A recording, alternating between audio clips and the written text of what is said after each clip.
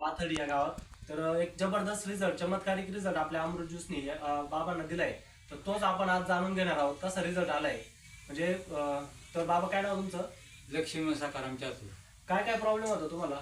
माझे हृदयाचे ठोके कमी पडत होते आणि मला जेवण जात नव्हतं, पाणी जात नव्हतं आणि किडनीवर सूज होती.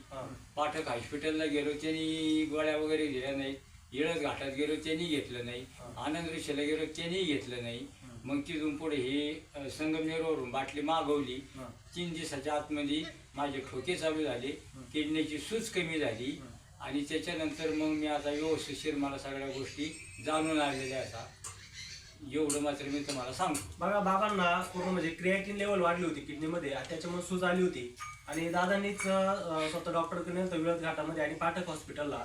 तर गोळ्या पण दिल्या नाही आणि बाबांना 3 हॉस्पिटलमध्ये नगरच्या घेतलं नाही, तिथून काढून दिलं होतं. तर अक्षरशः दादांनी विश्वास ठेवला अमृत ज्यूसवर आणि शेवटचा पर्याय म्हणून अमृत ज्यूस वापरलं. आणि आज बाबा आमच्या समोर इथं बोलताय. तर हा जो परिणाम आहे, जो रिझल्ट आहे, हा बाबांना अमृत ज्यूसने आलाय. काय सांगू शकता तुम्ही अमृत ज्यूस बद्दल? याच्याबद्दल एवढं सांगू शकतो का माझा जी पार जीव जाणारा होता, तर ह्या अमृत ज्यूसने माझा जीव खाली थांबला.